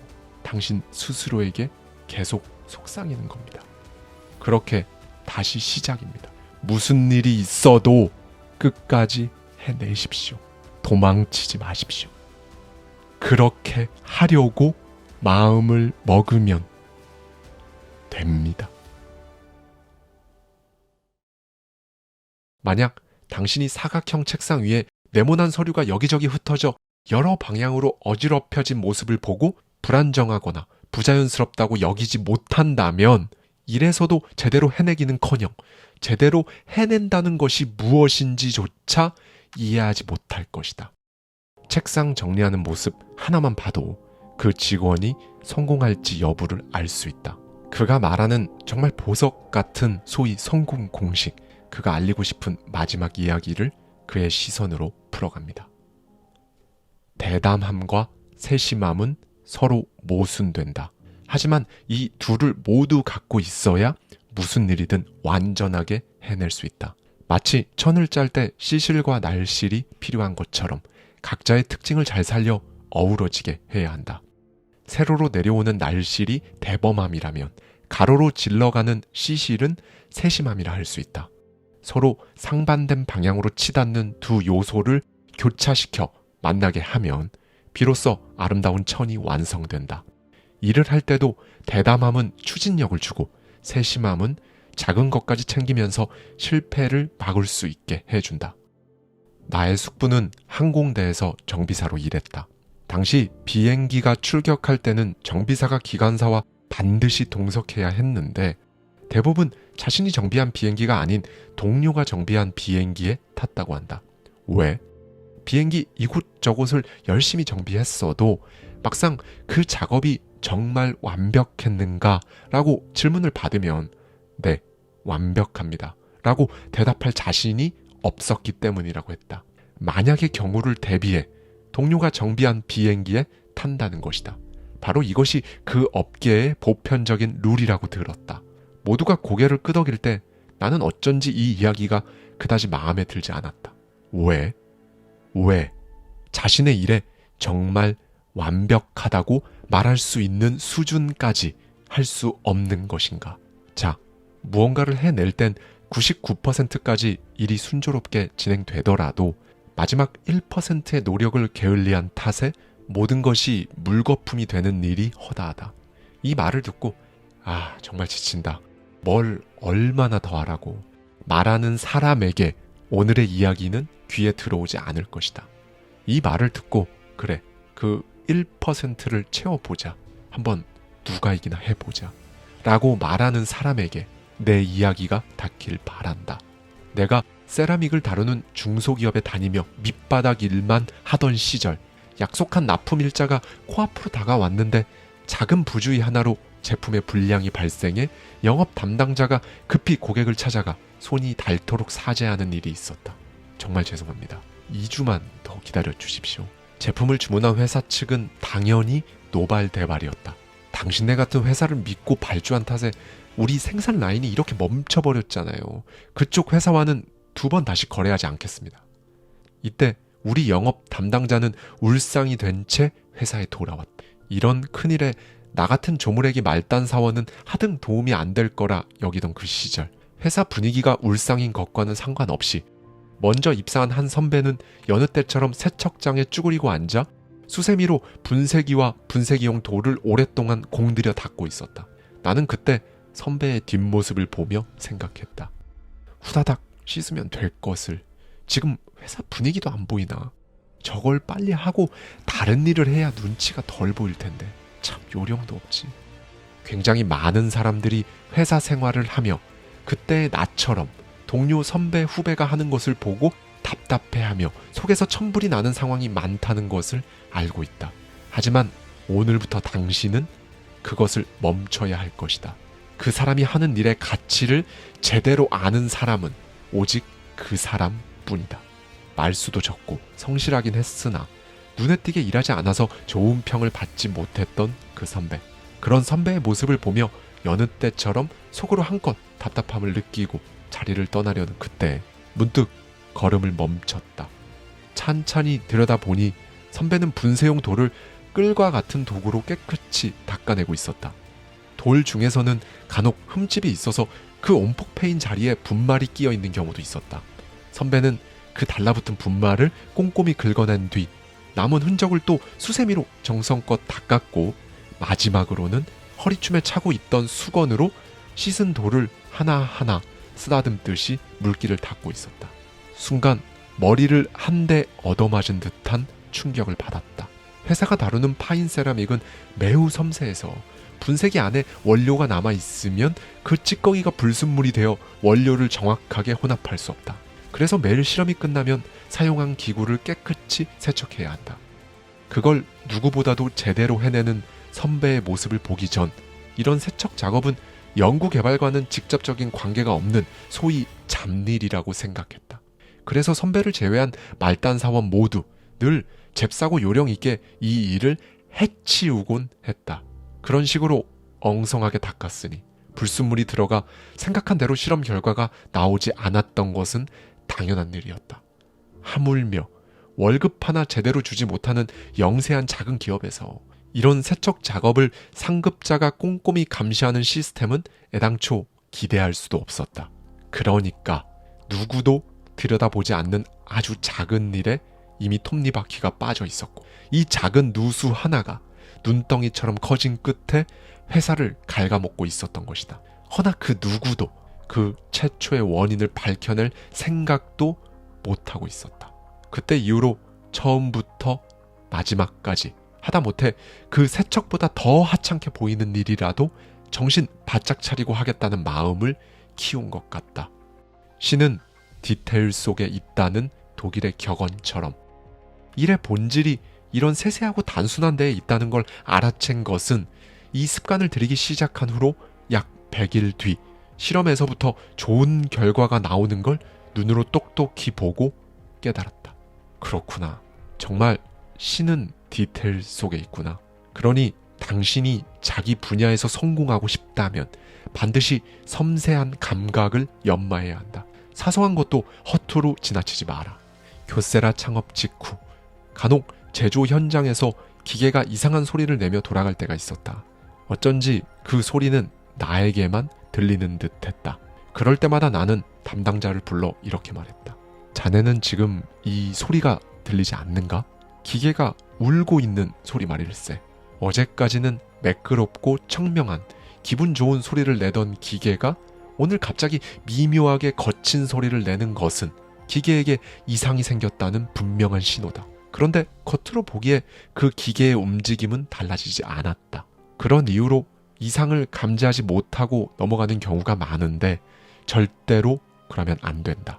섬세하지 못한 감각으로 넘어가는 모든 것들은 눈덩이 같은 큰 문제가 되어 돌아온다는 것을 나는 몸소 체험해 알고 있었다. 이것은 비단 일에서의 문제가 아니라 인생을 통틀어 알아두어야 한다. 이나모니 당신이 사장이니까 그렇게나 섬세하게 문제를 알아챌 수 있는 것 아닌가? 라고 반문할 수 있다. 여기서 당신이 비범한 삶을 살고자 하는 사람이라면 나는 기꺼이 그렇게나 섬세하게 문제를 알아챌 수 있는 눈을 장착해야 한다고 말하고 싶다. 당신이 지금 하는 일에서 그런 섬세함을 연마하지 않으면 장차 당신이 독립하여 자신의 것을 한다 해도 그런 섬세함은 기대할 수 없다. 그렇게 된다면 당신은 무수한 경쟁의 이슬로 남겨질 뿐이다. 당신의 발걸음을 레드오션 속 허우적거림으로 남길 건지 또 다른 블루오션으로 창조할 것인지 그 결과는 언제나 섬세한 감각에 따라 달라진다. 만약 지금 당신이 괜찮겠지, 눈 감고 넘어가는 것들이 있다면 그것들은 언젠가 반드시 어느 시일 내에 큰 화로 돌아온다. 그러므로 감각을 예리하게 다루기 위해 의식하고 집중하라. 나는 유의주의라 말한다. 뜻을 가지고 뜻을 기울이라는 의미인데 의식과 신경을 뚜렷하고 진지하게 그 대상에 집중시키는 것이다. 반면 소리가 들리고 난 후에야 돌아보고 그제서야 주의를 기울이는 것을 무의주의라고 한다. 그런데 이 유의주의를 당장 몸에 익혀 일에 임하기는 결코 쉽지 않다. 나도 청년 시절 몇 번의 시행착오 끝에 연마한 것인데 언제나 본능이 다시 대충 하자, 대충 하던 시절로 돌아가자 라며 옆에서 속삭이는 듯했다.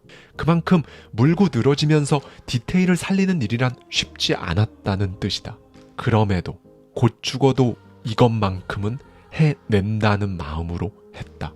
만약 몸과 마음이 유연한 청년 시기를 이미 지나친 사람이라 할지라도 괜찮다. 고도의 집중력은 언제나 그 어느 시기든 발달시킬 수 있다.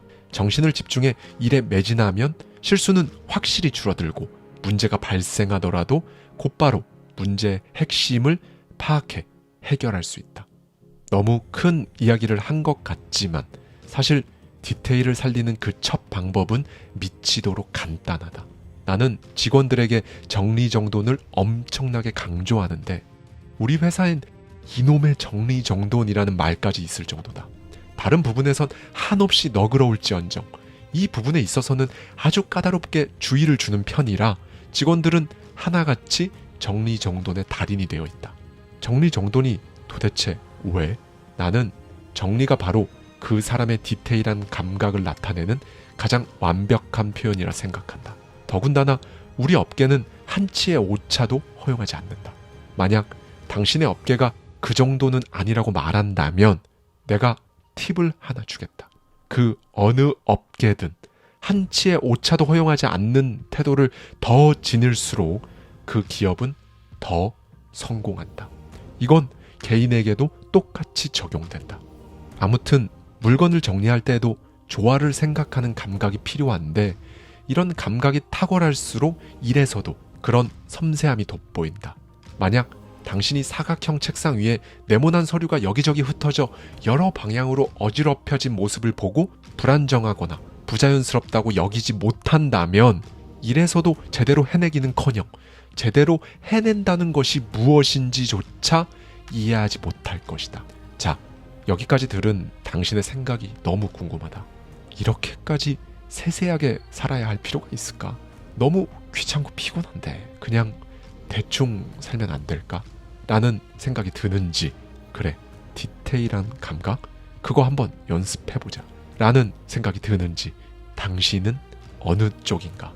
솔직히 말하면 당신이 얼마나 일을 잘하는 사람이건 간에, 얼마나 똑똑한 사람이건 간에 가장 먼저 섬세한 감각을 되찾는 일부터 하라고 강조하고 싶다. 정신이 배일 듯 예리해서 어떤 오차도 허용하지 않는 디테일을 갖춰야 한다는 뜻이다. 사실 당신은 이미 열심히 일을 하고 있을 것이다. 똑똑할 것이고 죽기 살기로 노력도 할 것이다. 그럼에도 어딘가 까마득하고 기회가 잘 주어지지 않는다면 그것은 디테일의 문제다. 모두가 다 미치도록 달려가고 있으니까 결국 디테일에서 성공 여부가 결정되는 것이다. 영업을 하는 사람이라면 당신의 이야기를 하기보다 고객이 하는 이야기에서 단서를 찾아내는 디테일을 발휘해야 한다. 즉, 그 사람이 어떤 사람인지, 그 사람은 어떤 말을 듣고 싶어 하는지 알려는 디테일이 들어가야 한다는 것이다. 장사를 하는 사람이라면 1순위로는 제품, 그와 동시에 반드시 청결에 힘을 써라. 마치 청년 시절의 나처럼 대부분의 영세한 기업이나 장사하는 사람들이 눈에 보이지 않는다는 이유로 이 청결에 큰 의미를 두지 않는 경우가 많다. 그런데 내가 실제로 경험했던 한 가지 에피소드를 말해주겠다. 배달 문화가 이렇게나 성행하고 난 뒤 예상치 못하게 성공한 국수가게 사장님이 있다.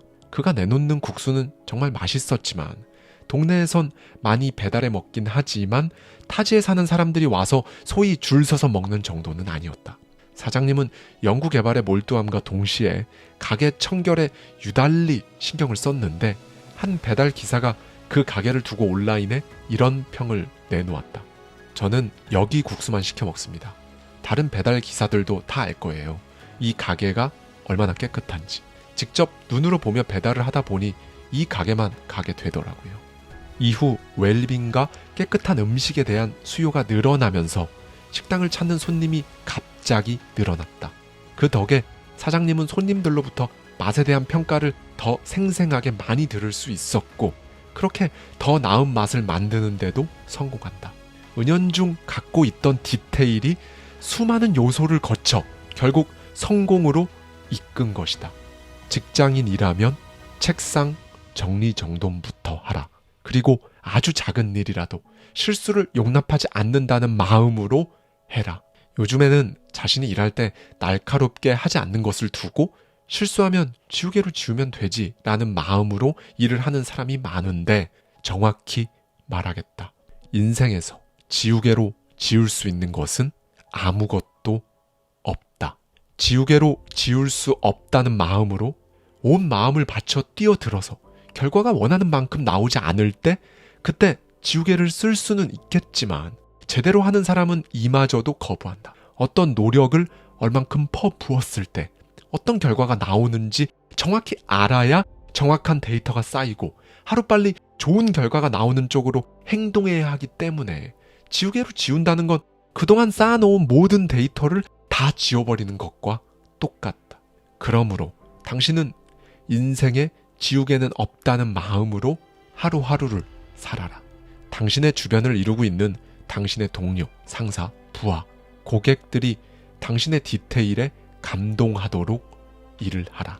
이렇게만 해도 당신은 평범을 넘어 비범한 인생을 살게 된다. 사실 이런 마음을 먹기도 어렵고 행동에 옮기는 건 더 어렵다. 그럼에도 하겠다는 마음이 드는가? 그렇다면 이제 나는 당신에게 이런 말까지 해주고 싶다. 주어진 일에 인생을 걸고 세심하게 해내는 것. 그 다음 당신이 할 것은 대담함으로 뭉쳐진 실을 당신의 인생에 걸쳐 자수를 놓는 것이다. 매일 전심전력으로 일에 몰두하면서도 당신은 언제나 이대로도 좋은가? 라고 항상 자문해야 한다. 간단하다. 어제보다 나은 오늘, 오늘보다 나은 내일을 추구하는 것. 나는 매일 창조적인 일을 한다. 이 말을 적어도 한 번은 되뇌며 산다. 비록 하루 동안 이룬 진전이 미미할지라도 그것이 10년간 지속되면 상상할 수 없는 엄청난 변화가 생기기 마련이다. 그 예로 내가 잘 인용하는 소재는 청소다. 생뚱맞은가? 잘 들어보라. 청소는 사람들이 귀찮아하는 일 중 하나다. 더러운 일이라 꺼려지기도 하고 영 내키지도 않는다. 더구나 아무리 깨끗이 해도 하루만 지나면 금세 원래대로 돌아가고 잘했다는 칭찬을 받을 수 있는 일도 아니다. 그런 청소를 창조로 바꾼 나의 이야기를 들어보라. 어제보다 더 창조적이고 싶다는 말을 1년째 하고 있었을 무렵 도무지 오늘 하루는 어제와 달라진 게 없다고 느껴지는 날이 있었다. 직원들이 모두 퇴근한 후 작은 사무실. 어제 나는 빗자루로 이 사무실을 오른쪽에서 왼쪽으로 쓸며 청소를 했었다. 그래, 오늘은 이거라도 좀 달리 해보자 싶어 빗자루를 들고 내 모퉁이로부터 중앙으로 향하여 쓸어보았다. 그랬더니 어제는 눈에 닿지 않는 공간까지 청소가 되는 게 아닌가. 어쩐지 해냈다는 느낌이 들었다. 답답했던 하루가 조금 상쾌해진 느낌도 받았다. 이후로 나는 줄곧 일에 진척이 없어 답답할 때면 빗자루로, 빗자루 질이 익숙해질 때면 대걸레질로, 대걸레질이 만족스럽지 않다면 청소기로 그렇게 청소를 해냈다. 그리고 나선 청소기를 좀 더 효율적으로 사용하는 방법을 궁리하기 시작했고 더 나아가 좀 더 나은 청소 방법을 매일 궁리하게 되었는데 이 시간이 나에게 잭팟이 되어줄 줄은 꿈에도 몰랐다. 이 궁리의 시간은 내 본업과도 이어졌고 좀 더 나은 것들을 발견해내려는 근육을 자연스레 길러주었다. 무언가 더 효율적으로 더 나은 방법을 위해 골몰하다 보면 1년 후에는 그 노하우를 남에게 알려줄 수 있는 정도가 되고 그 분야의 전문가가 될 수도 있다. 좀 더 투자하면 아예 그걸 도맡아 하는 회사를 만들 수도 있는 노릇이었다. 나는 이것을 청소를 하며 깨달았고 실제로 세월이 지나 청소를 대신 해주는 회사들이 설립되는 것을 보며 확신을 얻었다. 어쩔 수 없이 해야 하는 일이라고 투덜대며 건성건성 해치우는 사람은 1년이 지나도 10년이 지나도 똑같은 하루를 보낸다. 내가 예로 든 청소에 담긴 메시지는 일과 인생에도 고스란히 적용할 수 있다. 아무리 작은 일이라도 해내고 상황을 개선하려고 머리를 짜내는 사람과 그렇지 않은 사람에게는 장기적으로 보면 놀라울 정도의 차이가 생긴다. 당신이 매일 하는 일이 무조건 있을 것이다. 여기에 약간의 창의와 궁리를 더해 어제보다 한 걸음 더 앞서간 오늘을 창조하라. 오늘은 절대로 어제와 같을 수 없다. 그렇게 앞으로 가려는 마음가짐은 진정 대담한 것으로 나아가는 비결이자 씨앗이다. 남들이 가지 않은 길은 여기서부터 시작된다. 대단한 게 아니다. 원래 하던 것을 실증내지 않고 그렇다고 안주하지도 않고 새롭게 보는 것. 주어진 일에 대해 끊임없이 개선하고 개량하다 보면 전에 없던 새로운 무언가가 저절로 만들어진다. 그러므로 생각은 밝게, 계획은 꼼꼼하게 하라. 이게 바로 섬세함과 대담함을 모두 잡은 당신이란 인생의 천이다. 등불 하나 없는 깜깜한 밤에 어떤 방향으로 가야 할지 도통 갈피를 잡을 수 없어도 한 발 앞에 낭떠러지가 있을지 알 수 없어 발을 내딛기가 무서워도 몸을 웅크리거나 뒷짐진 채 있지 마라. 당신이라는 그 인생을 방관하지 말라는 뜻이다. 섬세함이라는 등불을 언제나 두 손에 들고 이곳저곳을 비추다 보면 당신이 과감히 발을 뻗어야 할 그곳이 분명히 보일 것이다. 그런 당신에게 나침반이 되는 것이 하나 있다면 바로 진짜 제대로 살아보고 싶은가에 대한 당신의 대답일 것이다. 이제 나는 당신에게 묻는다. 진짜 제대로 살아보고 싶은가? 오늘이라는 하루를 살아가는 당신에게 진심으로 하고 싶은 말이 있다. 하루하루 내딛는 걸음이 굼뜨고 어설퍼 보여도 그것이 쌓인다면 무한히 커진다는 내 말을 반드시 새기길 바란다. 낙관적으로 구상하고 비관적으로 계획하며 다시 낙관적으로 실행하라. 오늘 하루에 이 과정을 모두 넣어라. 장차 당신은 지금의 당신이 넘보지 못했던 그곳에 서 있을 것이다. 감사합니다. 지금까지 하와이 대저택이었습니다.